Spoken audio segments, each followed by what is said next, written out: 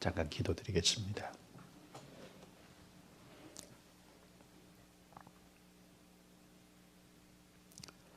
거룩하시고 은혜로우시고 자비로우신 우리 아버지 하나님, 감사합니다. 죄와 허물 가운데 살아가던 저희들을 심판과 멸망과 지옥의 자리에서 주님의 보혈로, 복음으로 저희들을 깨끗이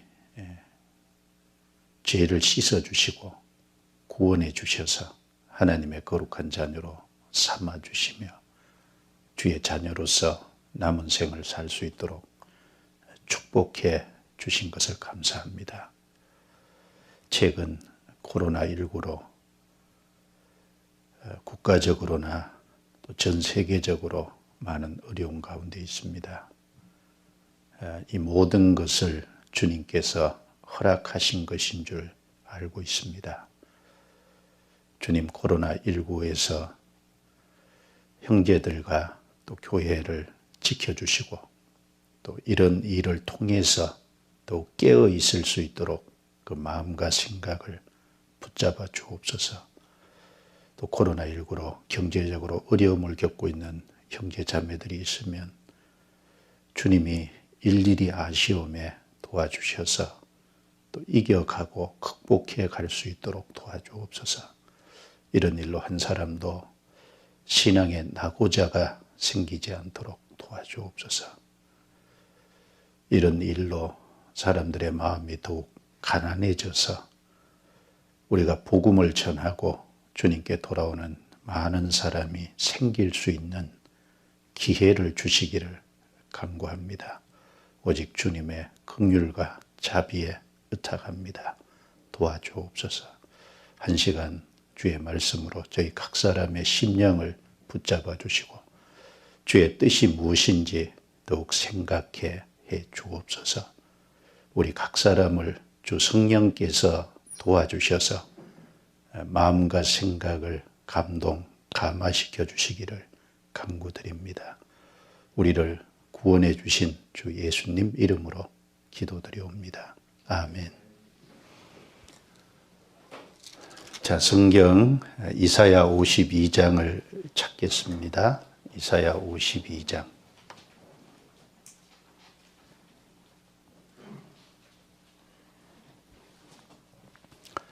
52장 7절부터 12절 말씀까지 7절부터 12절 말씀까지를 같이 읽겠습니다. 좋은 소식을 가져오며 평화를 공포하며 복된 좋은 소식을 가져오며 구원을 공포하며 시온을 향하여 이르기를 내 하나님이 통치하신다 하는 자의 산을 넘는 발이 어찌 그리 아름다운고 들을지어다 너의 파수꾼들의 소리로다. 그들이 소리를 높여 일제히 노래하니 이는 여호와께서 시온으로 돌아오실 때에 그들의 눈이 마주 봄이로다. 너 예루살렘의 황폐한 곳들아 기쁜 소리를 발하여 함께 노래할지어다. 이는 여호와께서 그 백성을 위로하셨고 예루살렘을 구속하셨음이라. 여호와께서 열방의 목전에서 그 거룩한 팔을 나타내셨으므로 모든 땅 끝까지도 우리 하나님의 구원을 보았도다. 너희는 떠날지어다 떠날지어다. 거기서 나오고 부정한 것을 만지지 말지어다. 그 가운데서 나올지어다. 여호와의 기구를 매는 자여 스스로 정결케 할지어다. 여호와께서 너희 앞에 행하시며 이스라엘의 하나님이 너희 뒤에 호위하시리니 너희가 황급히 나오지 아니하며 도망하여 행하지 아니하리라. 거기까지입니다.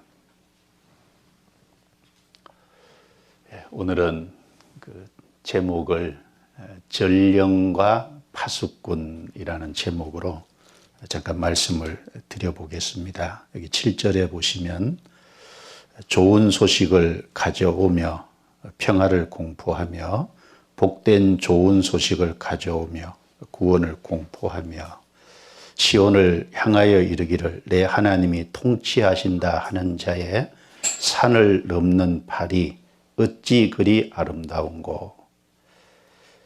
자, 전령에 비교해서 전령의 예를 들어서 말씀을 하신 거죠.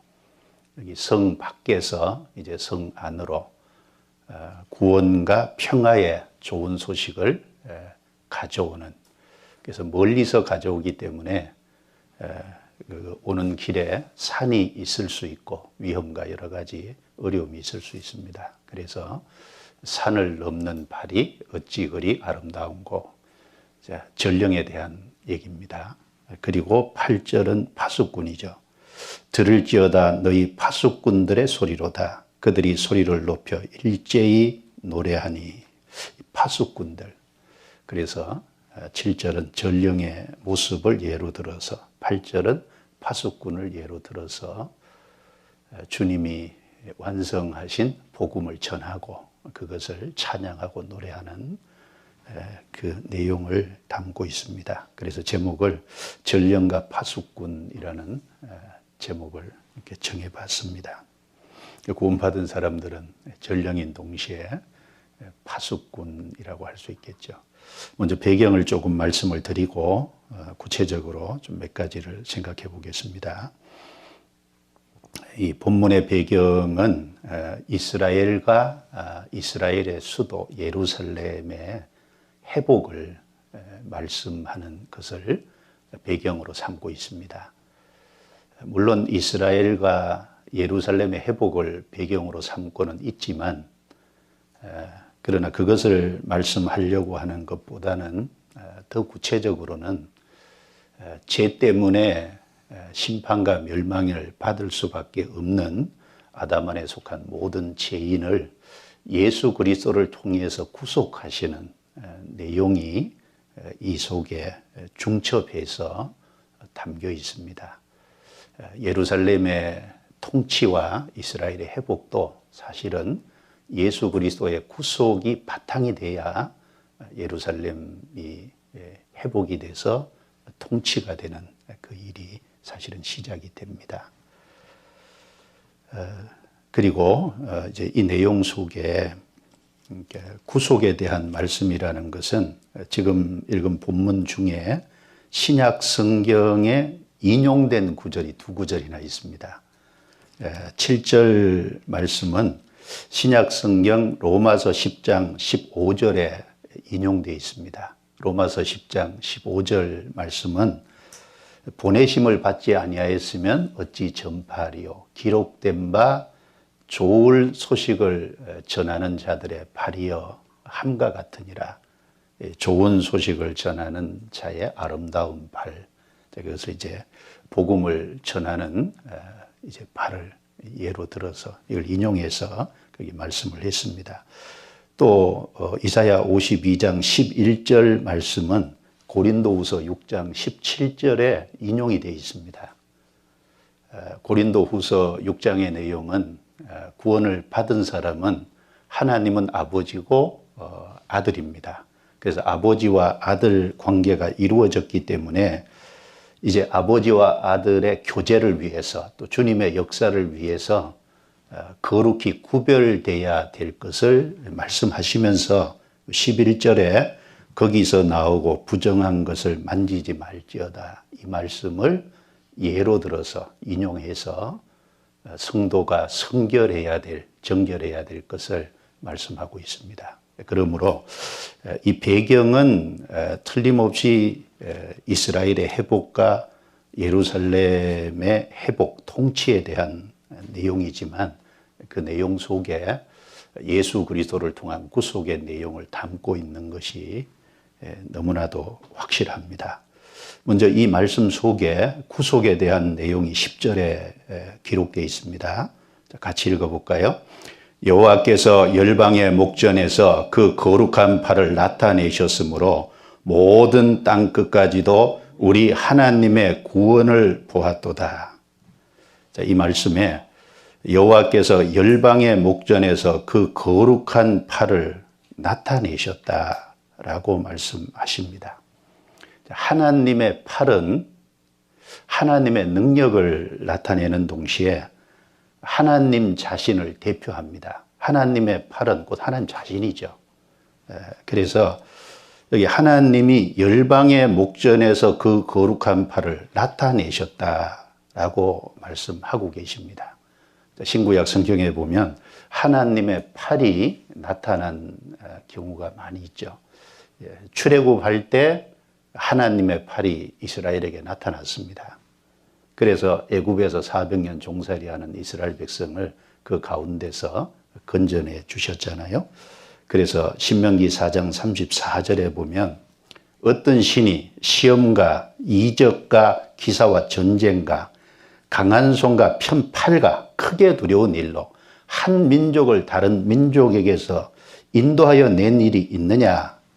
이는 다 너희 하나님 여호와께서 애굽에서 너희를 위하여 너희 목전에서 행하신 일이라 라고 말씀하셨습니다. 그 말씀에 보면 강한 손과 편팔로 애굽에서 이스라엘 민족을 건져내셨다라고 말씀했습니다. 그러니까 출애굽할 때 하나님의 그 거룩한 팔이 나타나서 이스라엘 민족을 그 가운데서 건져주신 겁니다. 또 이스라엘 민족이 광야 40년을 통과할 때도 하나님의 거룩한 팔로 이스라엘 백성을 인도하신 겁니다. 그래서 신명기 1장 31절에 보면 광야에서도 너희가 당하였거니와 사람이 자기 아들을 안음같이 너희 하나님 여호와께서 너희를 행로 중에 안으사 이곳까지 이르게 하셨느니라. 이 신명기 내용은 광야 40년을 통과하고 이제 요단강만 건너면 가나안 땅인데 바로 건너기 직전에 모압 평지 이곳까지 인도하셨느니라. 그래서 사람이 자기 아들을 아는 같이 너희 하나님 여호와께서 너희를 안으사, 여러분 안자면 어떻게 해야 돼요? 팔이 사용이 돼야 되잖아요. 하나님께서 이스라엘 백성들을 그 거룩한 팔로 안으시고 즉 보호하셨다는 얘기죠. 보호하시고 안전하게 지키셔서 광야 40년을 통과하게 하셨습니다. 그래서 광야 40년을 통과할 때도 거룩한 팔이 나타났어요. 그리고 이스라엘 민족이 바벨론에 포로 잡혀 가 있는 거기에서 이스라엘 민족을 해방하고 다시 이스라엘 땅으로 돌아오게 한 그것도 하나님의 팔이 나타나서 하나님의 그 팔로 그렇게 하신 겁니다. 그리고 성경의 가장 중요한 구속도 우리를 죄에서 건져주시는 심판과 멸망, 지옥에서 건져주시는 그것도 하나님의 팔로 하신 일입니다. 그래서 여기 10절 말씀은 구속에 대한 말씀입니다. 열방의 목전에서 그 거룩한 팔을 나타내셨으므로 열방의 목전이라는 것은 그 이스라엘만이 아니죠. 이스라엘뿐 아니라 이방인에게도 그 거룩한 팔을 나타내셨다는 겁니다. 하나님 자신의 능력을 나타내셨죠. 자, 이스라엘 땅에서 예수님이 실제 3년 반 공생애를 하셨고 십자가를 통해서 복음을 완성하셨어요. 그 완성된 복음이 전 세계에 전해졌잖아요. 그러니까 이스라엘과 이방인들, 그 열방의 목전에서 그 거룩한 팔을 나타내신 겁니다. 그래서 13절부터 15절 말씀에는 예수님의 초림과 재림에 대한 말씀이죠. 14절, 15절 같이 읽어보겠습니다. 이왕에는 그 얼굴이 타인보다 상하였고 그 모양이 인생보다 상하였으므로 무리가 그를 보고 놀랐거니와 후에는 그가 열방을 놀랠 것이며 열왕은 그를 인하여 입을 봉하리니 이는 그들이 아직 전파되지 않은 것을 볼 것이요 아직 듣지 못한 것을 깨달을 것임이라 하시느니라. 14절은 초림입니다. 예수님이 얼굴이 타인보다 상했습니다. 그 모양이 인생보다 상했습니다. 예수님처럼 고난받고 예수님처럼 극한 어떤 고통까지 간 인생은 아무도 없을 거라고 생각합니다. 그런데 15절에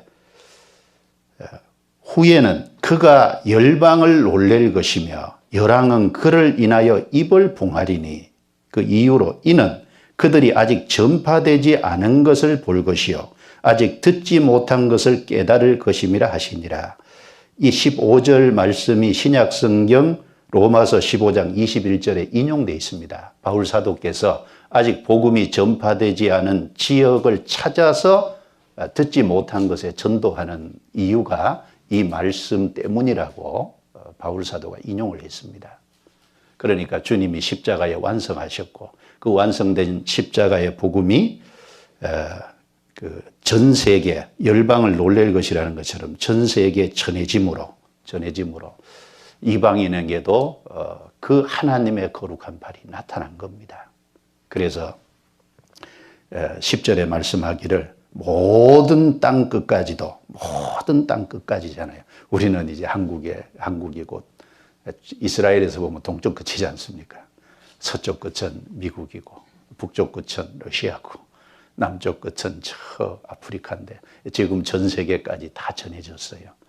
그래서 모든 땅 끝까지도 우리 하나님의 구원을 보았도다. 예, 명백히 봤죠. 이스라엘 땅에서 분명히 행하셨고 그 복음이 전파됨으로 이제 그것을 들음으로 이제 거룩한 팔이 나타났다는 것을 말씀하십니다. 그런데 안타깝게 이사야 53장 1절에 그걸 사람들이 안 믿는 것을 한탄하는 거잖아요.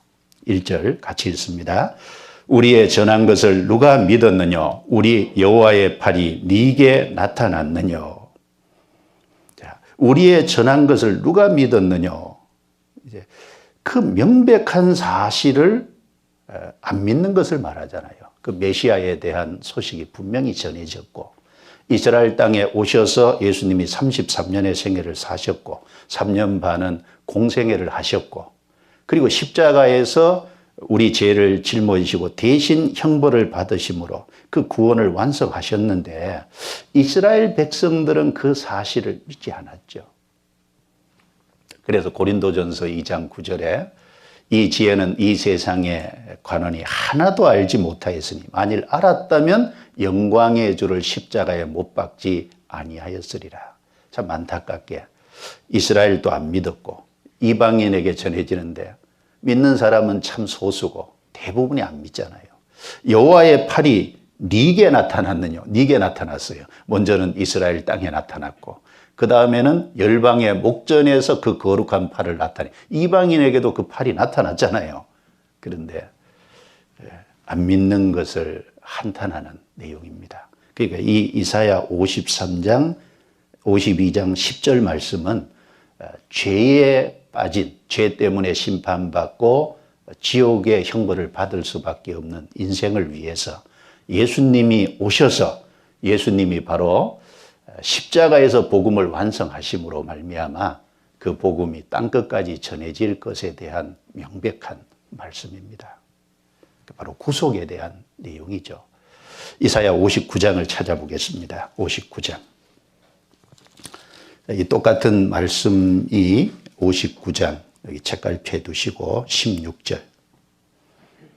자, 15절 16절을 같이 읽겠습니다. 성실이 없어짐으로 악을 떠나는 자가 탈취를 당하는도다.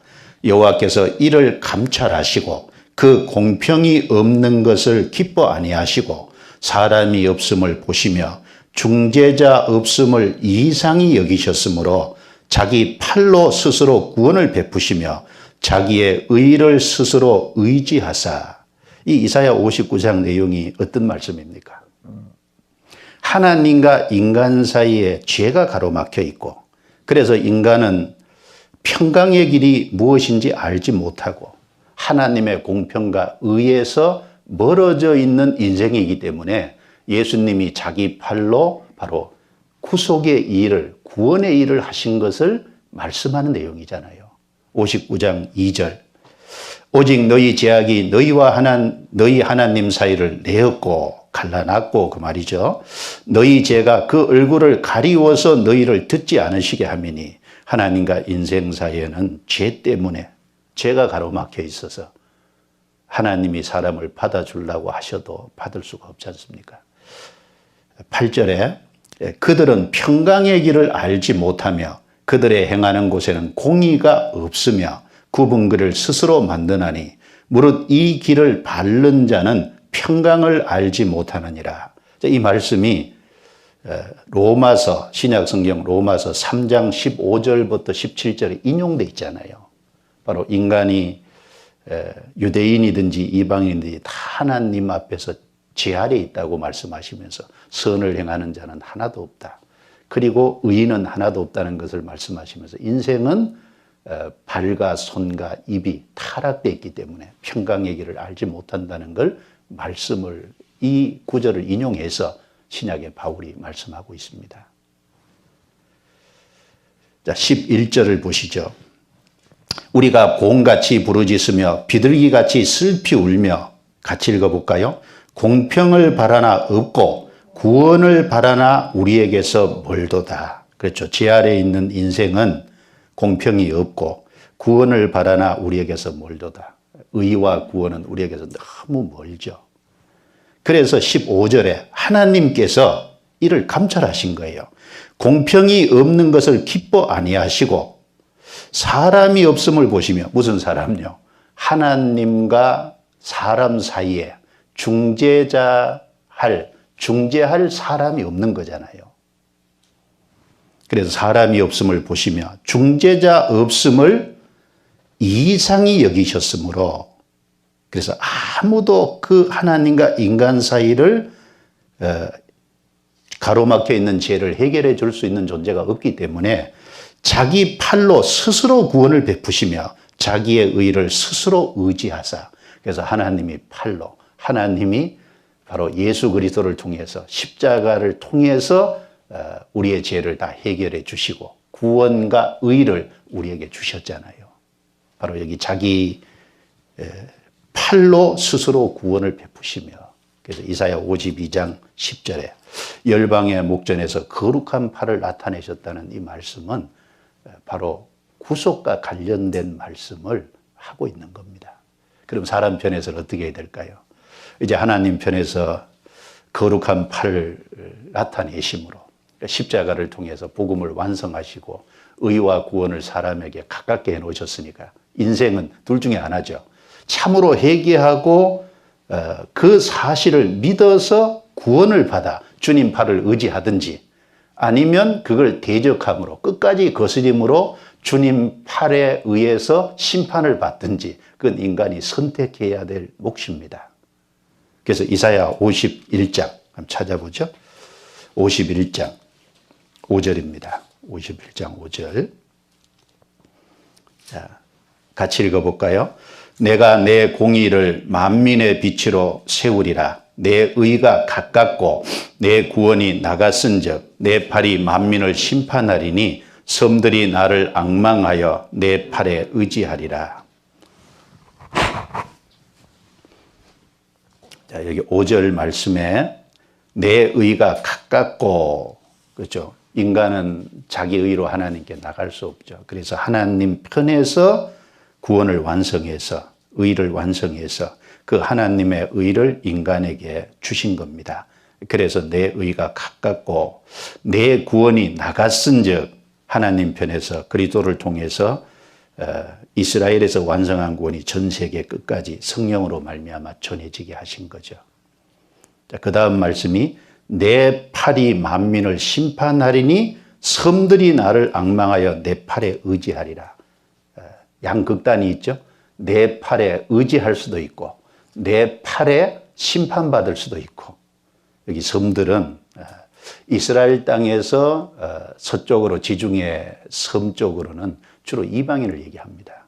바로 이방인들까지 회개하고 믿어서 주님 팔에 의지하게 될 것을 말씀합니다. 이 주님 팔에 의지하는 사람은 안전함을 얻습니다. 그러나 끝까지 그 주님이 완성한 구원과 의를 거부하는 사람은 내 팔이 만민을 심판하리니 결국 마지막에 심판받게 될 겁니다. 그런데 참 감사한 것은 우리는 그 회개하고 믿어서 그 주님의 팔로 이루신 복음을 받아들인 사람이잖아요. 그래서 구원을 받고 의롭다함을 받은 사람입니다.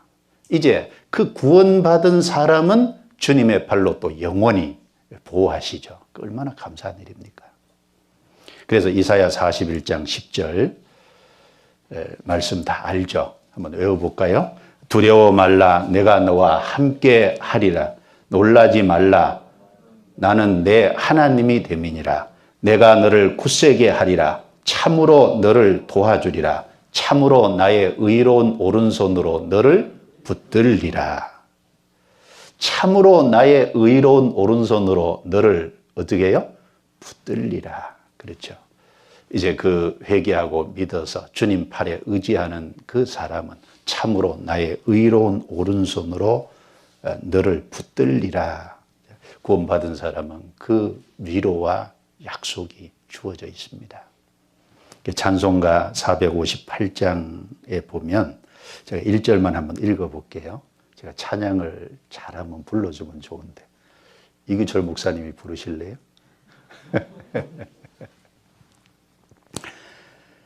주의 친절한 팔에 안기세 우리 마음이 평안하리니 항상 기쁘고 복이 되겠네. 영원하신 팔에 안기세 주의 팔에 그 크신 팔에 안기세 영원하신 팔에 안기세. 그렇죠. 열방의 목전에 주님 팔이 나타나셨어요. 그 주님이 구원을 나타내셨습니다. 우리는 회개하고 믿어서 그 주님의 팔에 의지하는 그리고 그 주님의 팔에 안겨 있는 사람입니다. 그래서 이 찬송가 458장은요, 신명기 33장 17절을 가지고 가사를 지은 겁니다. 신명기 33장 17절에 보면 영원하신 하나님이 너의 처소가 되시니 그 영원하신 팔이 내 아래 있도다 라고 말씀했습니다. 영원하신 팔이 아래 있다는 건 이제 안고 있다 그 말이죠. 그래서 이스라엘을 광야에서 안고 통과하신 것처럼 구원받은 사람은 주님의 그 팔로 끝까지 언제까지요? 죽을 때까지 인도하실 겁니다. 그 시편 23편 6절에 나의 평생에 주의 인자하심과 선하심이 정녕 나를 따르니 내가 여호와의 집에 영원히 거하리로다. 그 약속이잖아요. 자, 그래서 이사야 52장 다시 넘어가 보면 그 10절 말씀은 구속에 대한 말씀입니다. 이제 그 구속을 통해서 참으로 회개하고 믿은 사람, 하나님의 구원과 의를 받은 사람, 그 사람에게 하나님이 요구하시는 것이 있어요. 그것이 11절에 나오죠. 11절 같이 읽어보겠습니다. 너희는 떠날지어다 떠날지어다 거기서 나오고 부정한 것을 만지지 말지어다 그 가운데서 나올지어다 여호와의 기구를 매는 자여 스스로 정결케 할지어다. 자, 이 11절은 이제 구원을 받은 성도에게 하나님이 거룩, 정결, 구별을 요구하시는 내용입니다. 명령하시는 내용이라고 해도 되겠죠. 자, 5번이나 반복을 하셨어요. 너희는 떠날지어다 떠날지어다 2번이죠. 거기서 나오고 부정한 것을 만지지 말지어다 3번이죠. 그 가운데서 나올지어다 4번이죠. 여호와의 기구를 매는 자여 스스로 정결케 할지어다 5번이잖아요. 5번에 걸쳐서 명령형 동사로 기록이 되어 있습니다. 자, 구원받은 사람, 여기 너희는 구속받은 사람이잖아요. 그 거룩한 팔을 경험한 사람을 가리키지 않습니까? 자, 여호와의 기구를 매는 자여. 여호와의 기구를 누가 매요? 여호와의 기구를 맨다는 건 하나님의 역사, 하나님의 일에 참여되어 있는 것을 말합니다. 참으로 구원을 받은 사람만이 하나님이 이 땅에서 하시는 그 역사, 하나님의 일에 참여할 수 있는 사람이잖아요. 바로 너희 여호와의 기구를 매는 자, 10절의 말씀처럼 그 거룩한 팔을 경험한 사람, 그 사람이 바로 너희입니다. 하나님은 그 구원받은 사람에게 성결해야 될 것, 구별해야 될 것, 거룩해야 될 것을 한 번이 아니고요, 5번에 걸쳐서 반복했다는 것은 이건 너무너무 중요한 일이기 때문에 그렇습니다. 이 이사야 52장 11절 말씀이 신약성경 고린도후서 6장에 인용되어 있습니다. 찾아보겠습니다. 고린도후서 6장.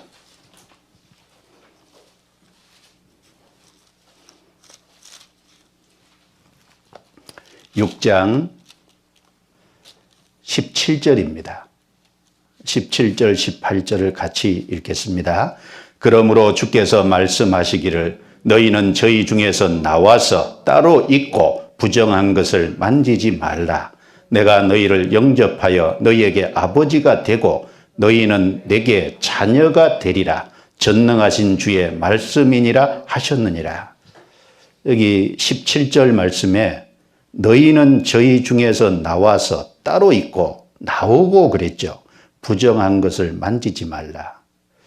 이사야 52장 11절을 인용한 말씀입니다. 여기 너희가 누굽니까? 18절에 너희를 영접하여 너희에게 아버지가 되고 너희는 내게 자녀가 되리라. 바로 주님의 자녀가 된 사람이 너희잖아요. 하나님을 참으로 아버지라고 부를 수 있는 사람이 너희잖아요. 자, 그 구속받은 사람, 주님의 자녀가 된 사람은 이제 거기서 나오고 거기가 어디입니까? 바로 죄에서입니다. 잘못된 곳이에요. 그래서 그 앞에 14절부터 16절 말씀을 보면 여기 믿는 자와 믿지 않는 자를 얘기하면서요. 믿는 자는 믿지 않는 자와 멍에를 같이 하지 말라고 하셨잖아요. 그러면서 5가지가 믿는 사람은 믿지 않는 자와 다르다는 것을 말씀했습니다. 첫 번째는 의와 불법이 다른 것처럼 믿는 자와 믿지 않는 자는 다른 거예요. 그 다음에 2번째는 빛과 어둠, 3번째는 그리스도와 벨리알, 4번째는 믿는 자와 믿지 않는 자, 5번째는 하나님의 성전과 우상이라 그랬어요. 5가지. 여러분, 빛과 어둠이 같이 할 수 없죠. 빛이 들어오면 어둠은 물러갑니다. 어둠이 들어오면 빛이 사라져요. 빛과 어둠은 조화될 수 없는 겁니다. 그리스도와 벨리알, 벨리알은 마귀죠. 사탄입니다. 귀신입니다. 그래서 그리스도와 벨리알이 조화될 수가 없죠. 하나님의 성전과 우상이 어찌 일치가 되겠어요? 구약시대에 보면 하나님의 성전에다 이스라엘 백성은 우상을 갖다 드렸잖아요. 그러니까 성전은 있지만 거기 하나님의 임재가 있었는데 우상이 들어오니까 하나님이 떠나시잖아요. 자, 거기서 나오라는 것은 죄와 거짓된 것과 거짓된 가르침과 그리고 거기 우상과 관계된 것, 이 세상 모든 것, 육신의 정욕, 안목의 정욕, 이생의 자랑, 그 모든 것에서 떠나라는 얘기입니다. 그래서 고린도후서 7장 1절에 그런즉 사랑하는 자들아 이 약속을 가진 우리가 하나님을 두려워하는 가운데서 거룩함을 온전히 이루어 육과 영의 온갖 더러운 것에서 자신을 깨끗게 하자. 육과 영의 온갖 더러운 것에서 자신을 깨끗게. 온갖 더러운 것에서 거기서 구별돼야 돼요. 육과 영의 온갖 더러운 것. 하나님이 이스라엘 민족을 페르시아 고레스를 통해서 바벨론을 심판했잖아요. 그럼 바벨론이 심판받았으니까 그 바벨론 땅에 있는 이스라엘 백성은 스스로 나와야 되잖아요. 그런데 그 바벨론 땅에 그냥 주저앉아 있으면 안 되지 않습니까? 그런 것처럼 하나님이 우리를 죄와 어둠과 그 모든 사탄의 권세에서 구속해 놨다면 우리는 죄에서 구별되고 어둠에서 구별되고 이 세상 거짓된 모든 것에서 구별돼야 될 거예요. 육과 영의 온갖 더러운 것에서 자신을 깨끗게 하자. 왜 구별돼야 될까요? 크게는 2가지입니다. 첫 번째는 하나님과 교제를 하기 위해서 구별돼야 돼요. 하나님은 어둠이 조금도 없으시죠. 그래서 요한일서 1장 5절에 보면 그는 빛이시라. 그에게는 어둠이 조금도 없으시니라. 만일 우리가 하나님과 사귐이 있다 하고 어두운 가운데 행하면 거짓말을 하고 진리를 행치 아니하거니와냐. 저가 빛 가운데 계신 것처럼 우리도 빛 가운데 행하면 우리가 서로 사귐이 있고 라고 말씀하셨잖아요. 자, 거룩하다는 것은 우리가 죄가 하나도 없다는 것을 말하는 것보다는 죄가 있는 것을 계속 버리는 것을 말합니다. 그래서 우리는 주님과 교제하기 위해서, 주님은 깨끗하신 분이니까, 거룩하신 분이니까, 빛이시니까 우리가 어두운 가운데 있으면서 주님과 사귄다는 말은 거짓말이에요. 우리가 빛 가운데 있을 때 주님과 사귐이 있어요. 그리고 두 번째는 쓰임받기 위해서입니다. 고린도후서 6장 16절에 보면 내가 저희 가운데 거하며 두루 행하여, 첫 번째는 주님이 그 가운데 거하시고 그 다음에 두 번째는 두루 행하는 거예요. 주님이 우리 가운데 거하시고 우리가 교제하기 위해서는 깨끗해야죠. 구약시대에 보면요, 이스라엘 진 가운데 하나님이 계셨어요. 그러니까 무슨 더러운 것에 접촉됐을 때는 진 바깥에 내보냈잖아요. 주님이 거하시기 때문에. 우리가 주님과 교제하기 위해서. 그 다음에 두루 행하는 건 역사입니다. 우리가 주님 앞에 쓰임 받으려면 깨끗해야죠. 그래서 디모데후서 2장 20절 21절 잘 알잖아요. 큰 집에는 금과 은의 그릇이 있을 뿐 아니요 나무와 질 그릇도 있어 기 쓰는 것도 있고 천이 쓰는 것도 있나니 그러므로 누구든지 이런 것에서 자기를 깨끗하게 하면 기 쓰는 것이 그릇이 되어 주인의 쓰심에 합당하며 모든 선한 일에 예비함이 되야. 예, 하나님은 금그릇이냐 은그릇이냐 이런 거 안 따져요. 깨끗한 그릇을 하나님은 사용하십니다. 깨끗한 거. 여러분, 죄는 하나님에게서 오는 모든 좋은 것을 가로막는 거예요. 하나님께서 오는 모든 좋은 것을 가로막을 뿐 아니라 죄는요, 하나님의 심판을 가져오는 거잖아요. 지금 코로나19라는 것도 하나님의 심판이라고 여겨집니다. 이 죄악의 세상에 하나님이 심판하시는 겁니다.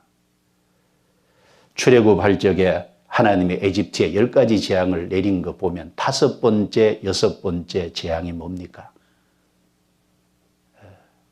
거기는 이제 온역입니다. 온역. 그래서 짐승들과 사람들이 죽었어요. 그 전염병이잖아요. 전염병.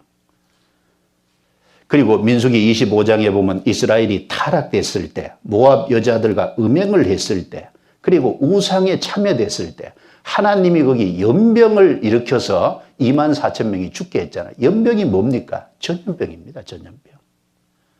아모스 4장에 보면은 이스라엘 백성들이 범죄했을 때 하나님이 이스라엘 백성에게 하나님께 돌아오라고 계속 권유하죠. 안 돌아오니까 하나님이 깐부기나 풍제나 그리고 이제 흉년도 주시고 그리고 제일 마지막에 주신 게 뭐예요?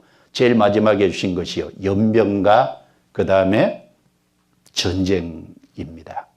마지막 재앙이 연병과 전쟁이에요. 이 코로나19는 이 타락한 세상을 향한 하나님의 경고입니다. 우리는 이럴 때일수록요, 하나님이 하시는 일이 무엇인지를 생각하고 구원받은 그리스도인 정신 번쩍 차려야 됩니다. 그렇죠? 그 죄 가운데 있으면 안 돼요. 그리고 깨어 있어야 될 겁니다. 그리고 이번 일을 통해서 이번 일이 끝나면 하나님 우리에게 다시 기회를 주신다면 아마 사람들의 마음이 낮아질 거예요. 낮아지는 준비되는 사람이 있을 겁니다. 그런 사람들은 또 주님께 돌아올 수 있을 거예요. 하나님 우리에게 기회를 주신다면. 죄는 하나님에게로 오는 좋은 것을 막고 하나님의 심판을 가져오는 것이 죄입니다. 그리고 그런 데서 구별돼야 하나님과 교제가 되고 하나님께 쓰임을 받을 수 있어요. 그래서 하나님이 5번이나 바로 구원받은 사람, 여호와의 기구를 매는 사람, 하나님의 거룩한 팔을 경험해서 구속을 받은 사람, 하나님의 자녀가 된 사람에게요, 거룩하라고 강조하시잖아요. 너희는 떠날지어다, 떠날지어다. 거기서 나오고 부정한 것을 만지지 말지어다. 그 가운데서 나올지어다. 여호와의 기구를 매는 자여. 그 다음에 뭐라고 하셨습니까? 스스로 정결케 할. 스스로입니다. 스스로. 왜요? 주님 앞에 쓰임받고자 하는 간절한 열망이 있는 사람은 스스로 그런 가운데서 정결케 될 거예요. 그래서 하나님이 이 구속받은 성도에게 뭘 요구하시냐? 예, 정결을 요구하십니다. 그리고 그 하나님의 말씀을 따라서 정결을 따라 살아가는 사람은 하나님이 어떻게 하실까요? 하나님이 인도하시고 그리고 하나님께서 보호해 주십니다. 이사야 52장 다시 넘어가 보죠. 이사야 52장.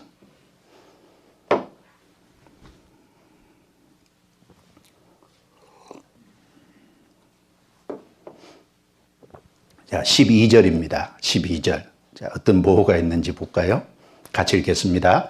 여호와께서 너희 앞에 행하시며 이스라엘의 하나님이 너희 뒤에 호위하시리니 너희가 황급히 나오지 아니하며 도망하여 행하지 아니하리라.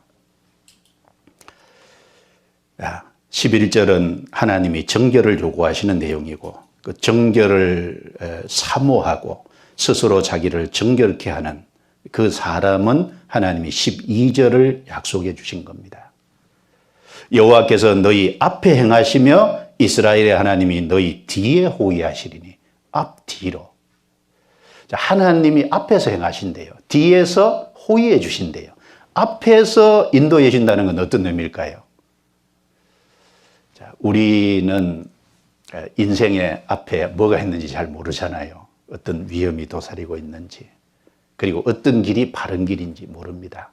그래서 앞에서 인도하신다는 것은 우리가 가야 될 길을 하나님이 지시하시고 인도해 주신다는 것을 의미하고 바로 우리 앞에 나아가서 싸워 주신다는 것을 의미할 수 있겠죠. 뒤에서 호위한다는 건요. 이스라엘 백성들이 출애굽해서 홍해 바다에 왔을 때요. 앞에는 홍해 바다입니다. 그런데 뒤에서 애국 군대가 쫓아왔잖아요.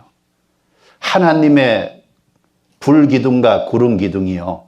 앞에서 행했는데 애국 군대가 뒤쫓아오니까 이스라엘 뒤로 행해서 애국 군대를 막았었잖아요. 예, 적군의 추격에서 하나님이 지켜주시고 보호해 주시는 겁니다. 자, 이것이 정결을 사모하고 스스로 정결케 하는 하나님의 명령을 따라서 구별되는 사람에게 주신 약속이에요.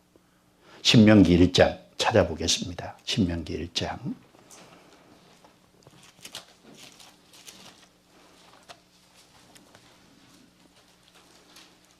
신명기 1장 33절입니다. 같이 읽어볼까요? 그는 너희 앞서 행하시며 장막 칠 곳을 찾으시고 밤에는 불로 낮에는 구름으로 너희의 행할 길을 지시하신 자시니라. 그는 너희 앞서 행하시며 왜 이스라엘 앞서 행하시죠?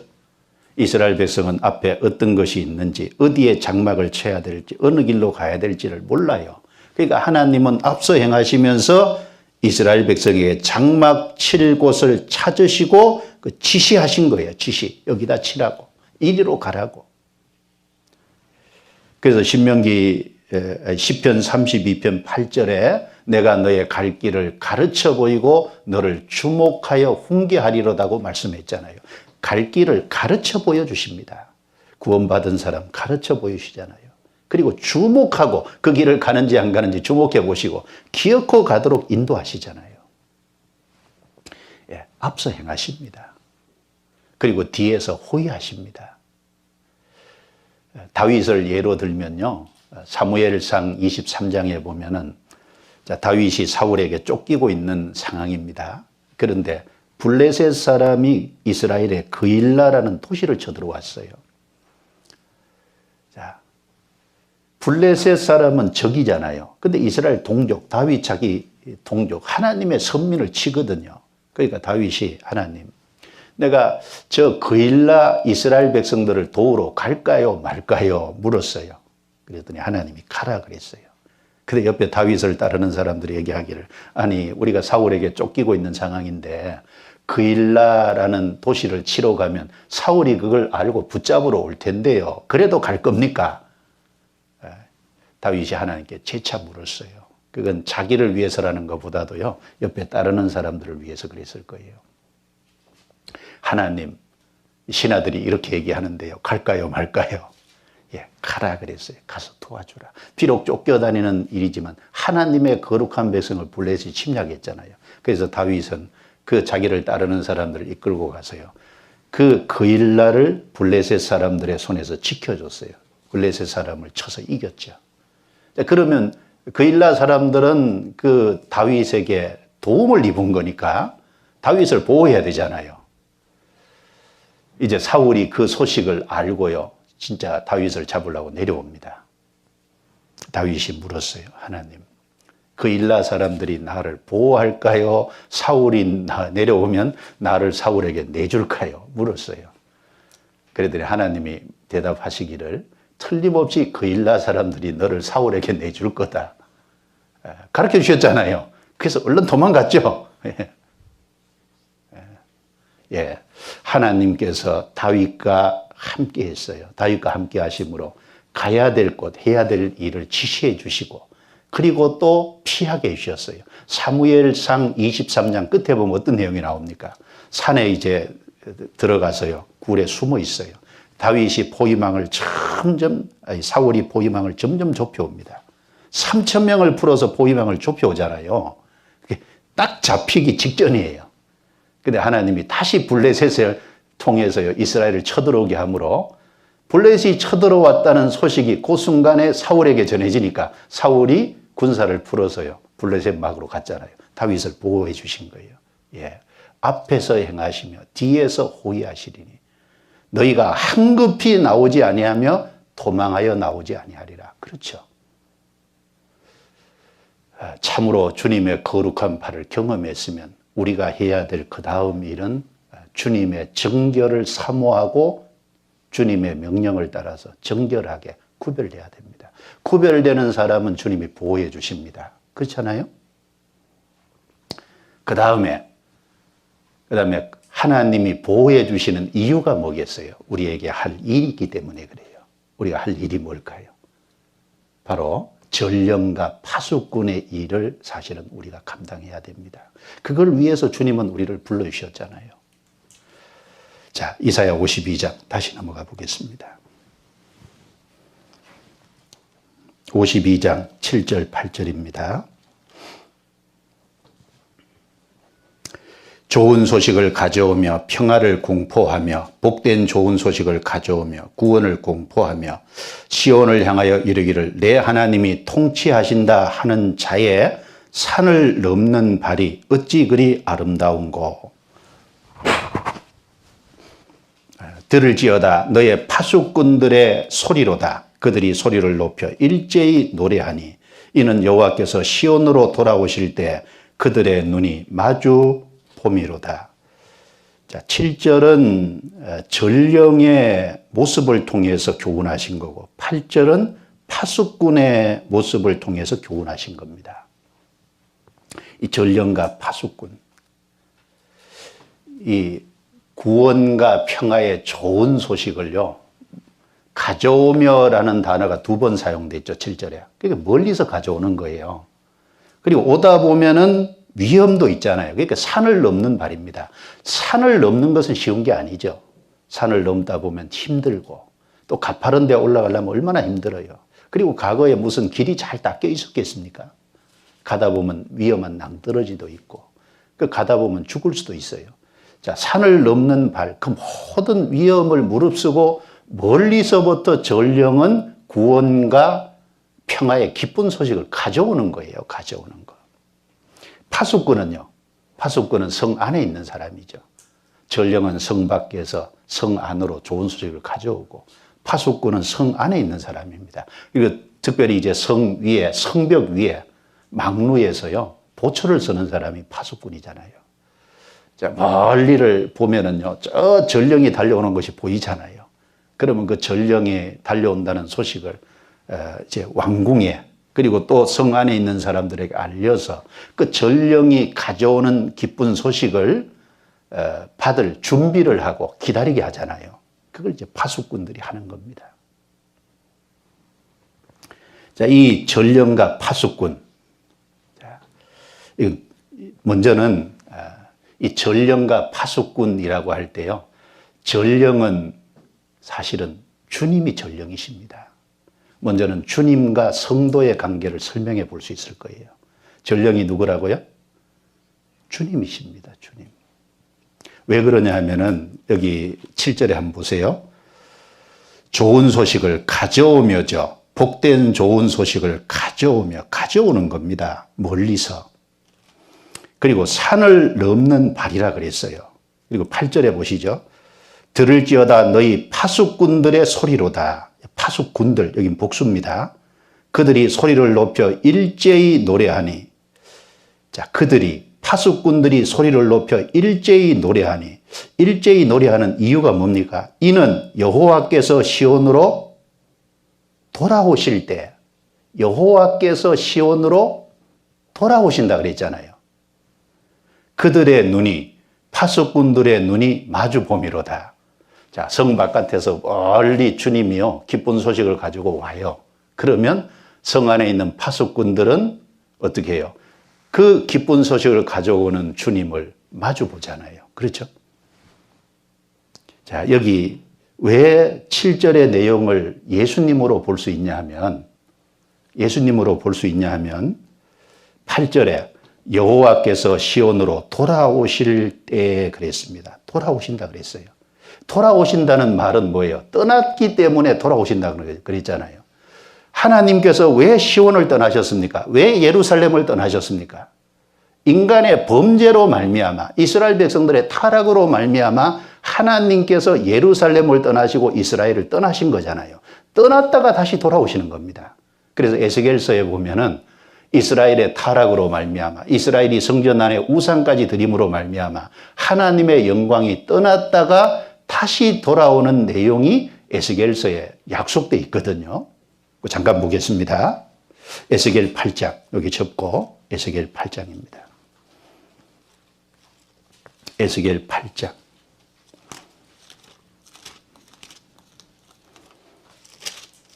3절, 4절 제가 읽겠습니다. 8장 3절입니다.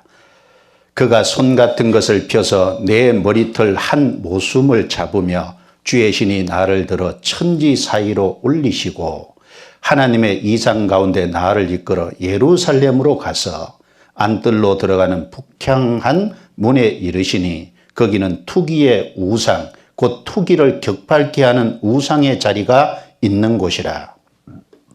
예루살렘에 우상이 들어와 있잖아요. 이스라엘의 하나님의 영광이 거기 있는데 거기 있었어요. 내가 들에서 보던 이상과 같더라. 비록 이스라엘이 타락되고 우상을 드렸지만 거기 계셨어요.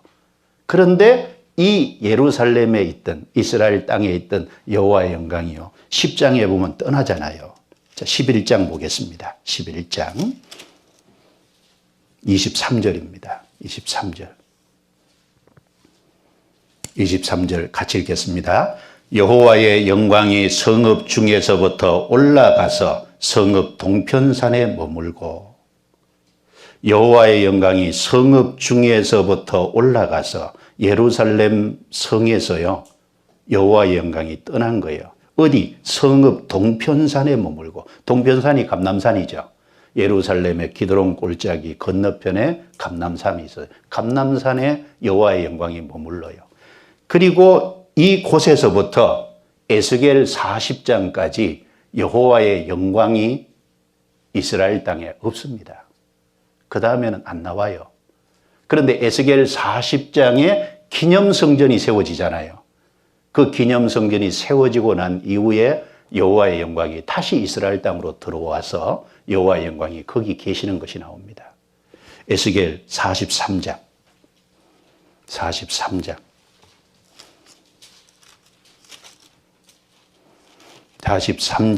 4절 5절입니다. 자, 이제 기념성전이 세워져. 이거 천년왕국의 기념성전입니다. 4절 5절. 여호와의 영광이 동문으로 말미암아 전으로 들어가고 성신이 나를 들어 데리고 안뜰에 들어가시기로 내가 보니, 같이 읽습니다. 여호와의 영광이 전에 가득하더라. 그러면 에스겔 11장 이후부터 여호와의 영광이 안 나오는 것은, 그런 말씀이 안 나오는 것은 타락한 이스라엘, 범죄한 이스라엘 때문에 여호와의 영광이 이스라엘 땅에서 떠난 거예요. 떠났다가 다시 돌아오는 겁니다. 하나님이. 그래서 에스겔 48장 제일 끝에 무슨 말씀이 있습니까? 35절. 35절 같이 읽겠습니다. 그 사면의 도합이 1만 8천 척이라. 그날 후로는 그 성읍의 이름을 여호와 삼마라 하라. 여호와 삼마가 뭐죠? 여호와께서 거기 계시다라는 거잖아요. 떠나셨던 하나님이 다시 돌아와서 그곳에 계신 거예요. 그럼 중간에는요, 범죄로 인해서 떠난 겁니다. 그러니까 다시 돌아온다는 말씀이 있는 겁니다. 마찬가지죠. 우리는 아담 안의 죄 때문에 하나님의 영광이 사람에게서 떠났잖아요. 그래서 로마서 3장 21절에 보면 모든 사람이 죄를 범하였음에 하나님의 영광에 이르지 못하더니 모든 사람이 죄를 범했잖아요. 하나님의 영광이 떠난 거예요. 그런데 언제 우리에게 영광이 임하죠? 여기 그날 후로는 그랬는데 여호와 삼마다. 여호와께서 거기 계시다. 예수님이 십자가에서 우리 죄에 대한 대신 심판을 받아주시고 그 사실이 선포되고 이제 회개하고 그 속죄의 사실을, 그리스도를 알고 그 속죄의 사실을 우리가 믿을 때 그 믿게 해주는 분이 성령이고 그 성령이 우리 개인 속에, 영혼 속에 들어오시잖아요. 여호와의 영광이 다시 들어온 겁니다. 그래서 여호와 삼마. 구약은 여호와 삼마, 신약은요 임마누엘, 하나님이 거기 계시다. 하나님이 우리 속에 다시 들어오신 거예요. 그래서 이 이스라엘의 타락과 범죄로 하나님이 떠나셨다가 다시 이스라엘이 회복됨으로 말미암아 하나님의 영광이 다시 들어오셔서 거기 계시게 된 그것은 죄 가운데 하나님의 영광이 떠났는데 우리가 회개하고 믿음으로 말미암아 그때 주님의 영광이 우리 속에 들어오셔서 우리와 영원히 함께 할 것에 대한 하나의 그림자고 모형인 겁니다. 자, 그러니까 전령은 누구예요? 주님입니다. 그러니까 7절, 8절에 여호와께서 돌아오실 때 파수꾼들이 마주 본다 그랬잖아요. 돌아오시는 그 다시 구원과 평화의 소식을 가져오는 주님을 파수꾼들이 마주 보는 거예요. 그래서 이 전령과 파수꾼 그럴 때 먼저는 주님 편에서 구원과 평화의 기쁜 소식을 멀리서 가져온 거예요. 어디서부터요? 하늘에서부터 땅까지. 참 놀라운 거지 않습니까? 그리고요, 산을 넘는 발이라는 것처럼 여호와께서 통치하신다 하는 산을 넘는 발이 아름답다. 우리가 구원받으면 우리 속에 하나님의 통치, 왕으로 통치가 시작되잖아요. 그리고 교회가 완성되면 영원한 하나님의 통치가 이제 시작이 됩니다. 바로 산을 넘는 발이라는 것처럼요, 주님은 너무나도 비싼 대가를 지불하고 구원과 평화의 기쁜 소식을 우리에게 가져오신 겁니다. 평안이 아니죠. 주님의 33년의 생애는 어떻습니까? 가난한 생애였잖아요. 아무것도 없는 생애였지 않습니까? 3년 반 공생애는 어떻습니까? 조롱과 멸시와 천대와 핍박과 이사야 53장에 이어서 나오죠. 사람에게 멸시받은, 사람이 얼굴을 가리고 보지 않는 자 같이 여김을 받았지 않습니까?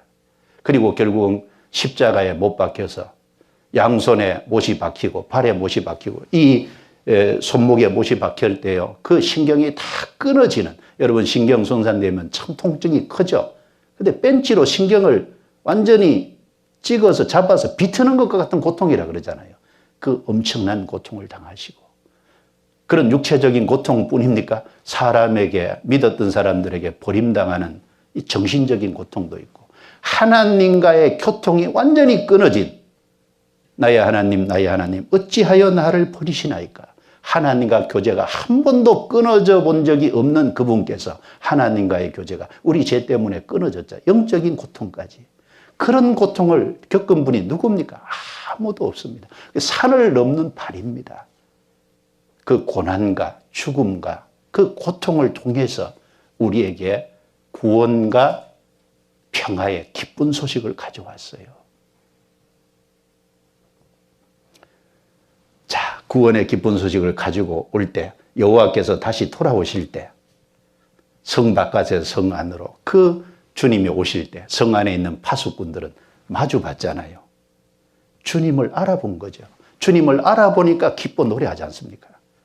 우리도 그 구원과 평화의 기쁜 소식을 알았으니까 주님이 우리에게 가져오셨고 우리가 그걸 받아들였기 때문에 우리 마주 본 겁니다. 믿는 것은 마주 보는 거예요. 그렇죠? 마주 봤기 때문에 우리는 주님 앞에 찬양할 수 있습니다. 자, 이 이사야 52장 7절, 8절의 말씀을 쭉 읽고 있다 보면은, 그렇구나. 하늘에서 땅까지. 그리고 하나님의 통치를 위해서, 그렇죠? 그 기쁜 소식을 산을 넘는 발이라는 것처럼 성 바깥에서 성 안으로, 참, 우리 바깥에서 우리에게로 가지고 오셨잖아요. 그래서 시편 24편 7절에 뭐라고 했습니까? 문들아, 너희 머리를 들지어다. 영광의 왕이 들어가시리로다. 영광의 왕이 니시뇨. 강하고 능한 여호와시요 전쟁에 능한 여호와시로다. 문들아 너희 머리를 들지어다. 영광의 왕이 들어가시리로다. 영광의 왕이 니시뇨. 만군의 여호와께서 곧 영광의 왕이시로다. 그 영광스러운 왕이 통치하시려고 우리 속에 오셨잖아요. 파수꾼들이 마주보미로다. 파수꾼들이 그 주님을 알아보고 정말 하나님이 성령께서 우리 눈을 열어서 깨닫게 해주셨기 때문에 알아보고 회개하고 믿음으로 맞아들인 거잖아요. 영접한 겁니다. 주님도 기뻐하시고 그것을 받아들인 파수꾼들도 기뻐합니다. 구원받은 사람들도 함께 기뻐하는 거예요. 그래서 여호와께서 시온으로 돌아오실 때 그들의 눈이 마주 보미로다. 참 읽을수록요. 참 마음에 우리가 그 주님을 알아봤다는 거. 그렇죠? 우리가 그 주님을 맞이했다는 거. 구원과 평화의 기쁜 소식을 우리에게 가져올 때 우리가 그 주님을 영접해 드렸다는 이 사실은 놀랍지 않습니까? 그러면 이제 우리의 남은 생애는 어떻게 해야 될까요? 남은 생애는 주님의 뒤를 따라서 주님은 먼 곳에서 우리에게 평화와 구원의 기쁜 소식을 가져왔고 산을 넘는 발이라는 것처럼 엄청난 환난과 고통과 고난을 통해서 우리에게 그 구원과 평화의 소식을 가져왔습니다. 그러면 우리도 이제 어떻게 해야 되겠어요? 우리도 이제 전령이 돼야 됩니다. 우리도 먼 곳까지 가야죠. 그래 신약 성경에 보면 만민에게 복음을 전파하라 그랬잖아요. 만민에게. 주님이 먼 곳에서 가져왔는데 아무리 멀어도요. 하늘과 땅보다가 멀겠습니까? 우리는 기껏 해봤자 땅에서 전하잖아요. 우리도 먼 곳까지. 그리고 우리는 또 어떻게 해요? 산을 넘는 발이라는 것처럼 우리도 그 구원의 기쁜 소식, 우리도 그 평화의 기쁜 소식을 전하기 위해서 수고하고 희생해야 될 겁니다. 그건 너무나도 당연하지 않습니까? 그래서 여기요, 얼마나 좋은 소식이면 좋은 소식, 또 그 다음에 복된 좋은 소식, 그 다음에 평화, 구원 계속 반복해서 말씀하고 있잖아요. 이 말씀이 신약 성경 로마서 10장에 인용되어 있습니다. 찾아보겠습니다. 로마서 10장. 로마서 10장.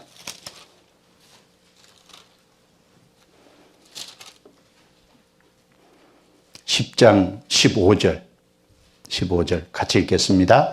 보내심을 받지 아니하였으면 어찌 전파하리요. 기록된 바 아름답도다. 좋은 소식을 전하는 자들의 발이여 함과 같으니라. 그 이사야 52장 7절에는 산을 넘는 자의 발, 산을 넘는 자 단수입니다. 그런데 여기는 복수죠, 복수. 여기는 좋은 소식을 전하는 자들의 발이여. 이제 주님은 좋은 소식을 가져왔고 그리고 그것을 이제 이뤘고 우리는 그 좋은 소식을 전해야 되니까 이제 자들입니다. 자들. 복음을 전하는 사람들의 발을요. 아름다운 발이라 그랬어요. 주님의 발이 아름다운 발이었듯이 구원받은 사람들의 발도 이제 아름다운 발은 어떤 발이에요? 좋은 소식을 전하는 발입니다. 여러분 무엇이 좋은 소식이겠어요? 이 신약 성경이 기록될 때 복음고 그러면 헬라어로 유앙게리온이라는 단어를 썼는데 그거는 좋은 소식이 말 그대로 복음이라는 말입니다. 기쁜 소식이라는 말이에요. 특별히 그 당시에 어떤 좋은 소식이었냐. 예를 들면 한 나라에 왕자가 태어났다. 탄생했을 때 그건 좋은 소식인 거예요. 한 나라를 이을 왕이 태어난 거잖아요. 그리고 또 한 가지는요. 전쟁의 기쁜 소식입니다. 그 좋은 소식이었어요. 그 당시에. 바로 그런 소식을 전할 때는 그 단어를 사용했습니다.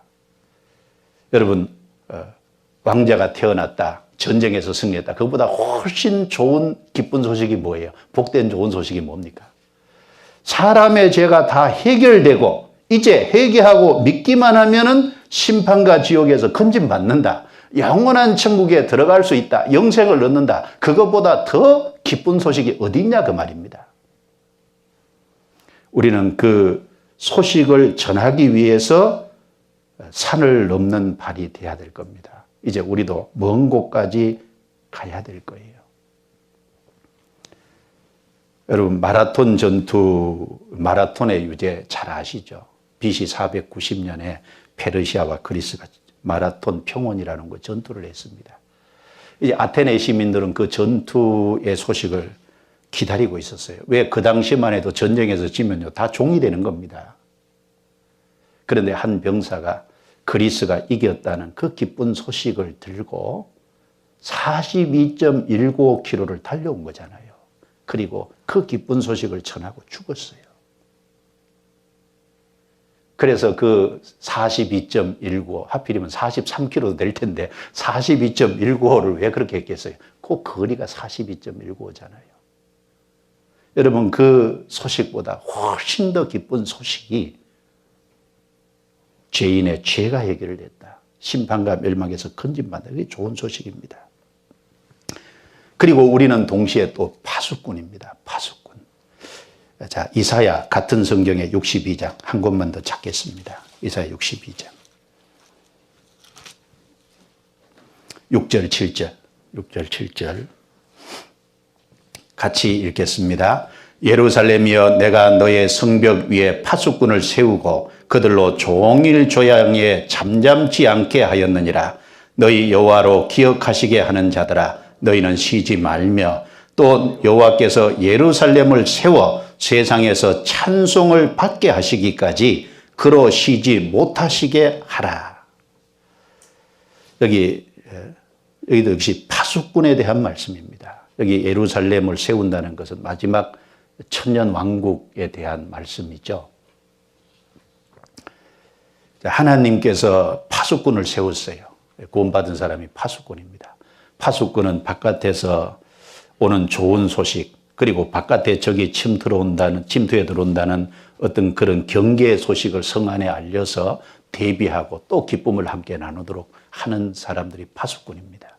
파수꾼이 경계해야 될 것을 미처 경계하지 못하면 성이 망할 수도 있잖아요. 적이 쳐들어오는데 졸고 있다가 알리지 않았어요. 그럼 망하죠.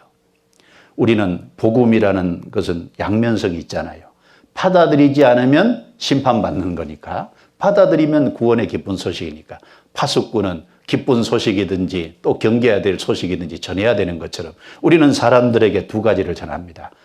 복음을 전하면서 받아들이면 구원이고 안 받아들이면요 심판이라는 것을 경고하는 겁니다.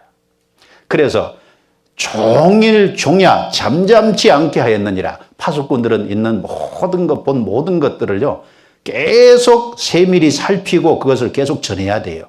그래서 너희는 쉬지 말며 7절에 그로 쉬지 못하시게 하라. 파수꾼들이 쉬지 않으므로 누가 안 쉬셔요? 주님이 안 쉬는 거예요. 파수꾼들이 쉬면 주님도 쉬신다는 거예요. 무슨 말일까요? 자, 보세요. 자, 어떤 자녀가요, 어떤 일을 하는데 정말 열심히 막 땀 흘려서 수고하고 잘 안 되는데 어떻게든지 해보려고 애를 써요. 그럼 그걸 옆에 보고 있는 부모가요, 도와주고 싶은 마음이 있겠어요, 없겠어요? 여기 너희 여호와로 기억하시게 하는 자들아. 부모는 그 자녀의 땀 흘리고 수고하고 막 애쓰는 모습을 기억할 거예요. 도와줄 상황이 되면 반드시 도와줄 겁니다. 그렇죠? 그런데 자녀가 빈둥빈둥 놀고 아무것도 안 하고 그러면요, 도와주고 싶은 마음이 안 들잖아요. 제자가요, 열심히 땀 흘려서 뭘 일하면은요, 스승은요, 그걸 보면서 도와주고 싶잖아요. 그 제자의 모습이 기억이 되죠. 그런 것처럼 구원받은 성도가요, 파수꾼으로서 자기 역할을 잘 감당하고 자기 일을 최선을 다해서 알리려고 하면 주님이 그 사람을 기억하시고 돕고자 하는 마음이 일어나는 겁니다. 그래서 주님으로 일하시게 만드는 거죠. 그런데 구원받은 사람이 쉬고 구원받은 사람이 해야 될 일을 안 하면은 주님은 도울 수가 없잖아요. 주님도 쉬시는 겁니다. 그 사람을 통해서 하고자 하는 일을 더 이상 하실 수 없어요. 우리는 전령이자 파수꾼입니다. 그것을 잊지 말아야 되겠습니다. 비록 지금은 코로나19로 전도하는데 장애가 있고 모임하는데 장애가 있지만, 그러나 이런 상황에서도 내가 해야 될 일이 뭔지를 살피고 전화기도 있고 그리고 다른 방법도 있을 거예요. 그래서 우리가 전도하는 일을 게을리하지 않을 때 주님도 우리를 더 돕고 싶을 겁니다. 주님도 우리에게 더 기회를 주시기 원하실 거예요. 성도는 여호와로 기억하시게 하는 자들입니다. 성도가 바르게 삶으로 하나님도 그것을 마음에 두시고 도우려고 하실 겁니다. 그래서 우리는 이런 상황이 있을 때도 너무 처지지 말고 또 게으르지 말고 내가 해야 될 일을 마땅히 함으로써 깨어 있어야 더욱 되겠다. 그것이 우리가 하나님의 자비와 긍휼에 기대는 걸 겁니다. 그래서 이사야 52장 7절부터 12절 말씀 속에 바로 하나님이 자기 팔로 나타내신 구원, 우리는 그것을 경험한 사람이고 경험했기 때문에 우리가 구별돼야 되고, 그리고 구별된 사람에게는 하나님이 전후로 보호하시겠다는 약속이 있습니다. 그리고 구원받은 사람은 또한 전령과 파수꾼으로 해야 될 일이 있어요. 주님이 먼저 전령의 일을 하셨습니다. 그러면 우리도 그 주님의 뒤를 따라서 전령의 일을 하고, 또 우리를 파수꾼으로 세우신 분이 주님이십니다. 우리는 그 파수꾼으로 세우신 주님을 실망시키지 말아야 되겠습니다. 자, 기도드리겠습니다. 하나님 감사합니다. 귀중한 시간을 우리에게 허락하시고 하나님의 말씀으로 하나님의 뜻이 무엇인지 살피게 해 주신 것도 감사합니다.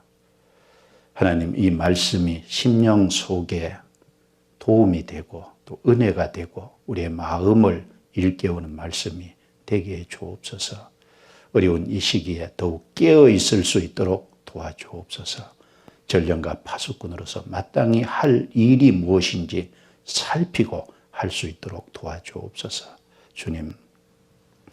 주님께 자비와 긍휼을 부탁합니다. 코로나19로 많은 사람이 고통을 받고 어려움에 있습니다. 주님 도와주셔서 이 어려움이 지나가도록 도와주시고 또 하나님의 능력의 손길로 도와주셔서 우리에게 좀 더 자유롭게 모이고 복음을 전할 수 있는 기회를 주시옵소서. 그래서 더욱 주님의 복음을 전하다가 평강 가운데서 주님을 만날 수 있도록 도와주옵소서. 오직 주께만 부탁합니다. 저희를 구원해 주신 주 예수님 이름으로 기도드리옵니다. 아멘.